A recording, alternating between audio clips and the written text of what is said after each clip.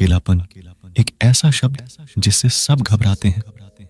अगर मैं कहूं कि आपको अकेले रहना है तो आप परेशान हो जाएंगे, क्योंकि हमें इसकी आदत नहीं है, ना ही हम ऐसा करना चाहते हैं। बदलते जमाने के साथ लोगों का रहन सहन तो बदल ही रहा है, साथ ही जीने का तरीका भी बदल रहा है। कई लोग ऐसे हैं जो किसी मजबूरी में, जैसे नौकरी इत्यादि के कारण अकेले रहते, तो कई लोग ऐसे हैं जो अपनी मर्जी से अकेले रहना पसंद करते हैं, अपने काम को सच्ची लगन से अकेले ही करते हैं। जो लोग अपने मर्जी से अकेले रहते हैं उनमें कुछ अलग ही गुण होते हैं। ऐसे लोग जीवन में सफलता जल्दी कर लेते हैं। अकेले रहने के फायदे अगर आपने समझ लिया तो समझो, आपने पूरी जिंदगी समझ ली। अकेले रहना किसी के लिए वाकई कम नहीं है, अकेले रहने का। लेकिन यह भी मतलब नहीं है कि हम अपने घर परिवार मित्रों से दूर रहें। अकेले रहने की भी एक कला है जो आगे आपको इस कहानी में पता चलेगा।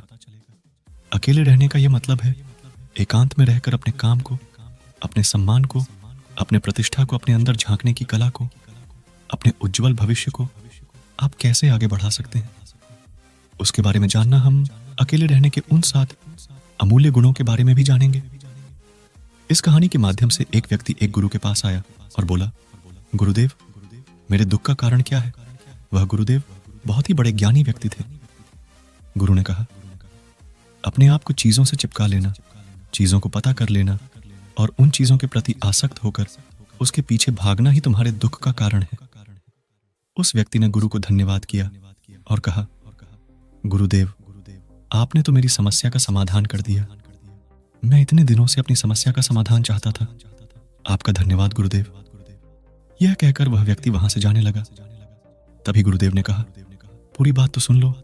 उस व्यक्ति ने कहा, नहीं गुरुदेव, आपका इशारा मिल गया, बस वही काफी है, और समझदार को इशारा ही काफी होता है। 1 महीने के बाद वह व्यक्ति फिर से गुरु के पास आया।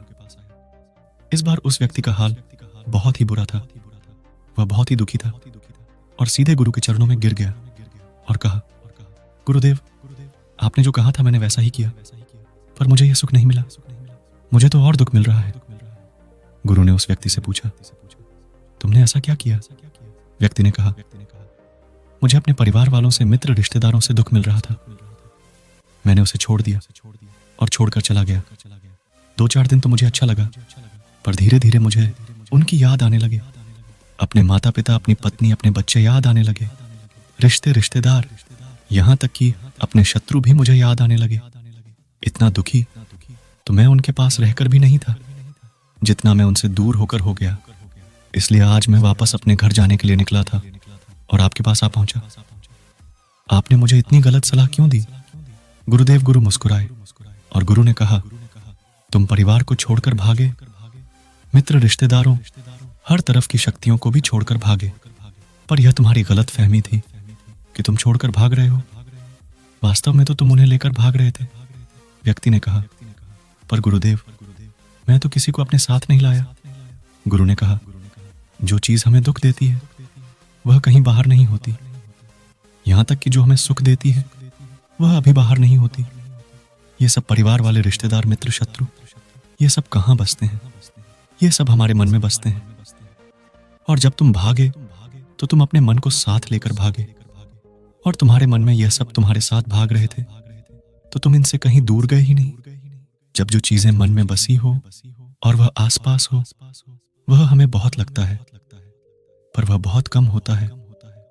और जब हम इन चीजों से दूर हो जाते हैं, यानी छोड़कर भाग जाते हैं, तब मन उन चीजों को पाने के लिए फिर से प्रयास करने लगता है, और तब यह चीजें बहुत ज्यादा दुख देती हैं, जैसा तुम्हें हो रहा। व्यक्ति ने कहा, तो गुरुदेव मैं क्या करूं? चीजों के साथ रहो तो दुख, चीजों को छोड़कर जाओ तो दुख क्या? मैंने सिर्फ दुख उठाने के लिए ही जन्म लिया है। गुरु जोर से हंसने लगा और कहा, यह बात बिल्कुल सत्य है।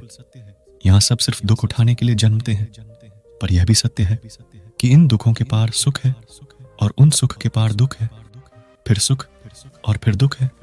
जिन चीजों में हमें सुख नजर आता है वह दुख देते हैं, और जिनमें दुख नजर आता है वही सुख का कारण बन जाते हैं। फिर उस व्यक्ति ने कहा, गुरुदेव, क्या इस सुख दुख के माया जाल से बाहर निकलने का कोई रास्ता नहीं है? गुरु ने कहा, रास्ता तो है, मगर तुम इसी दुनिया में रहना चाहते, इन सब के साथ रहना चाहते थे हो, तो तुम्हें एक काम करना होगा। तुम ऐसे ही रहो जैसे कि तुम इस दुनिया में अकेले हो। सबके साथ रहो पर अकेले रहो। व्यक्ति ने कहा, पर गुरुदेव यह कैसे हो सकता है? गुरु उस व्यक्ति को एक जगह पर ले गए जहां एक मेला लगा हुआ था। वहां बहुत भीड़ थी। गुरु ने कहा, देखो, अपने आसपास यहां किसी को जानते हो क्या? व्यक्ति ने कहा, नहीं, यहां तो कोई भी मेरी जान पहचान का नहीं है। गुरु ने कहा, क्या तुम यहां अकेले हो? व्यक्ति बोला, हाँ गुरुदेव, बिल्कुल अकेला। गुरु ने कहा, नहीं, तुम्हारे मन में कुछ चल रहा है, तुम अकेले नहीं हो। व्यक्ति ने कहा, हाँ, मैं जल्दी से जल्द अपने घर जाना चाहता हूँ। अपने पत्नी से, अपने बच्चों से, अपने माता पिता से मिलना चाहता हूँ, अपने मित्रों से मिलना चाहता हूँ। वही मेरे मन में चल रहा है। गुरु ने कहा, अब यह सब भूलकर आंखें बंद कर लो और अपना ध्यान यहां होने वाली आवाजों पर लगा दो। व्यक्ति ने ऐसा ही किया और जैसे ही उसने अपनी आंखें बंद की और सारा ध्यान वहां हो रही आवाजों पर लगा दिया, उसे एक अकेलापन, एकांत महसूस हुआ। उसे लगा कि वह इतनी बड़ी भीड़ में भी अकेला है। सभी आवाजों के ऊपर ध्यान लगाने के कारण किसी आवाज का कोई महत्व नहीं था, बस आवाज ही थी और हुआ था। उसने अपनी आंखें खोली और कहा, गुरुदेव, यहां तो मैं बिल्कुल अकेला हूं, सब है पर कुछ नहीं है। गुरु ने कहा, बस इसी तरह अकेले होना है। तुम रहो सबके साथ भीतर से, लेकिन अकेले रहो। साथ में सब हो पर मन में कोई ना हो। जिसने इस तरह से अकेले जीना सीख लिया, उसे कभी जीवन में दुख नहीं होगा। उसे चीजें दुख नहीं देगी। वह हर चीज में आनंद की प्राप्ति कर सकता है। गुरु ने आगे कहा, महान सफलताएं अकेलेपन से ही शुरू होती हैं। अकेलापन ही हमें उनसे मिलाता है। अपने अकेलेपन को नकारात्मक मत समझना, बल्कि उसे एकांत समझकर खुद को जानने का प्रयास करो। जब तुम्हें एकांत पसंद आने लगे तो समझो तुम्हारा वास्तविक वजूद तुमसे मिलना चाहता है। इसलिए अपने इस एकांत प्रेम का सम्मान करो। गुरु बोले, मैं तुम्हें 7 ऐसी खूबियों के बारे में बताता हूं जो अकेले रहने वाले लोगों में पाई जाती है और उन्हें दूसरों से अलग बेहतर बनाती है। गुरु ने कहना शुरू किया, पहली खूबी जो एकांत में रहने वाले लोगों में पाई जाती है वह यह है कि ऐसे लोगों की तुलना में खुद के प्रति ज्यादा जागरूक होते हैं। वह खुद के भाव और आचरण के बारे में ज्यादा गहराई से जानते हैं। ऐसा इसीलिए होता है क्योंकि जब हम अकेले होते हैं तो हमें खुद के बारे में सोचने का काफी समय मिल जाता है, जिससे हम खुद के व्यवहार को अच्छे से समझ पाते हैं। एकांत में रहने वाले लोग खुद की कमजोरी और ताकत को भी अच्छे से जान पाते, जिससे वह दूसरे लोगों की तुलना में किसी भी खराब परिस्थिति का सामना ज्यादा अच्छे से कर सकते हैं। फिर गुरु ने कहा, अकेले रहने वाले लोगों की दूसरी खूबी है कि यह सकारात्मक सोच वाले लोग होते हैं। देखो, जब बहुत से लोग हमारे साथ होते हैं तो वहां एक दूसरे से तुलना, जलन, घमंड, लालच जैसे कुविचार अपने आप ही मन में आने लगते हैं। फिर इंसान इन विचारों के बस में आकर उल्टे सीधे काम करने लगता है। हालांकि ऐसा नहीं है कि एकांत में रहने वाले लोगों के मन में यह विचार नहीं आते, लेकिन क्योंकि वह अकेले हैं, इसने दूसरों से तुलना, जलन, घमंड जैसे विचार उनके मन में दूसरों की तुलना में थोड़ा कमाते, साथ ही अकेले रहने की वजह से उन्हें खुद के बारे में सोचने का ज्यादा समय बीता है, जिससे वह अपने नकारात्मक विचारों को पहचान कर उन्हें कम कर सकते हैं, जिसके कारण ऐसे एकांत में रहने वाले लोग ज्यादा सकारात्मक होते हैं। इसलिए अकेले रहने वाले लोगों की तीसरी खासियत यह है कि यह लोग ज्यादा अनुशासित और आत्मनिर्भर होते, क्योंकि अकेले रहने वाले लोगों को अपनी ज्यादातर काम खुद से ही करने पड़ते हैं। इसलिए यह दूसरों की तुलना में ज्यादा आत्मनिर्भर होते हैं। साथ ही ऐसे लोगों को दूसरों का काम भी पसंद नहीं आता। ये अपना काम खुद करने पर ही भरोसा करते हैं।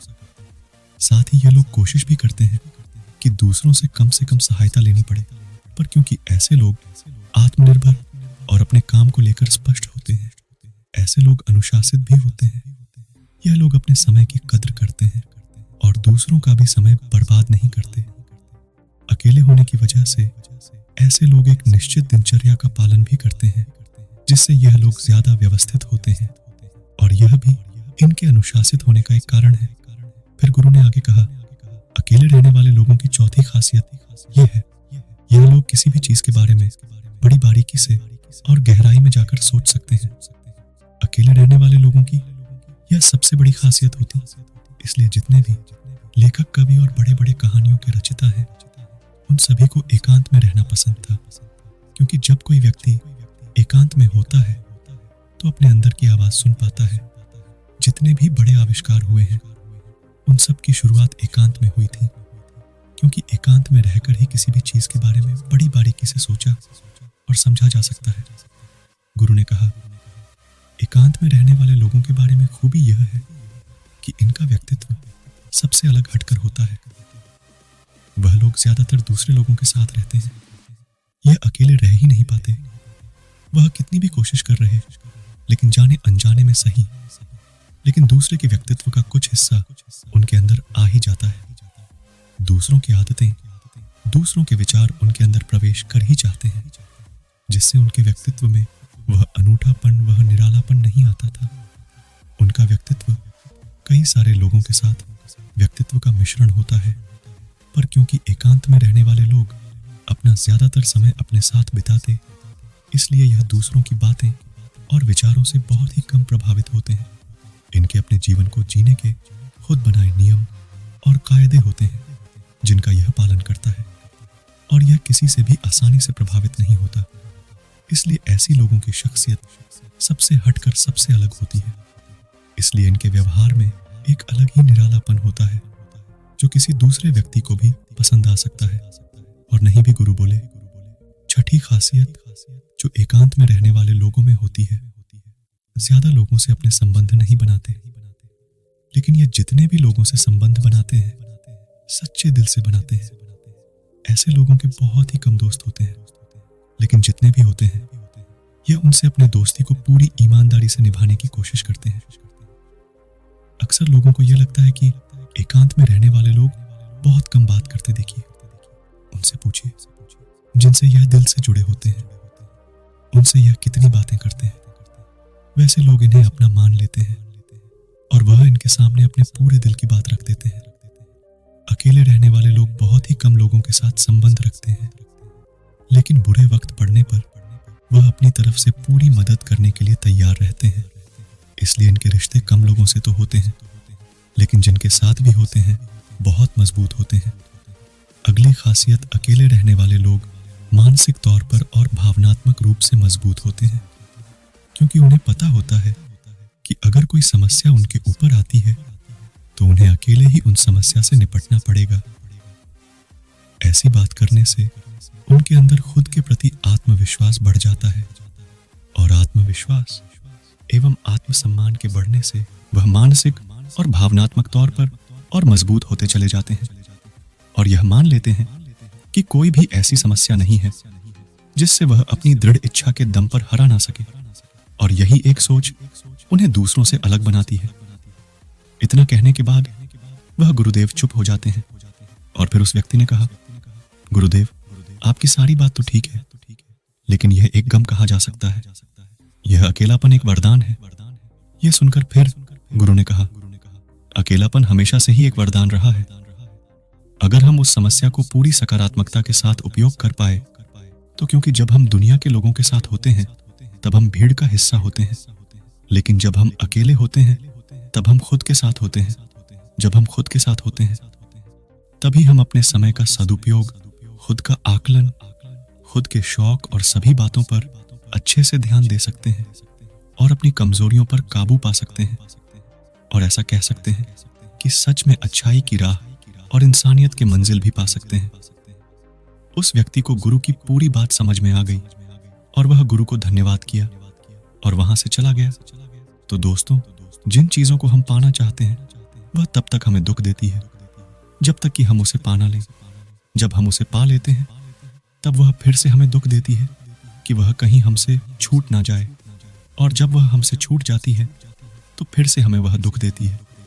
उसके जाने का दुख तो बहुत गहरा होता है। जीवन भर हम एक चीज को पकड़ते हैं, फिर दूसरी चीज को पकड़ते हैं, फिर तीसरी चीज को पकड़ते हैं, और फिर पीछे की चीजों को विदा करते रहते। इसी तरह हम सुख पकड़ते हुए दुख को पकड़ते चले जाते हैं। पर जिस व्यक्ति ने अकेले रहना सीख लिया, वह परिवार में, समाज में सब कुछ करते हुए आनंद की प्राप्ति करते हैं। सारे कार्यों को पूरा करते हुए सुख से जीता है और आनंद से जीता है। तो दोस्तों, उम्मीद करता हूं आपको इस कहानी से जरूर बहुत कुछ सीखने को मिला होगा। ये कहानी आपको कैसी लगी हमें कमेंट बॉक्स में कमेंट करके जरूर बताएं और इस वीडियो को लाइक भी जरूर करें और साथ ही इस वीडियो को अपने दोस्तों के साथ जरूर शेयर करें ताकि उन्हें भी इस कहानी से कुछ सीखने को मिल सके। तो चलिए, धन्यवाद और नमो बुद्धाय।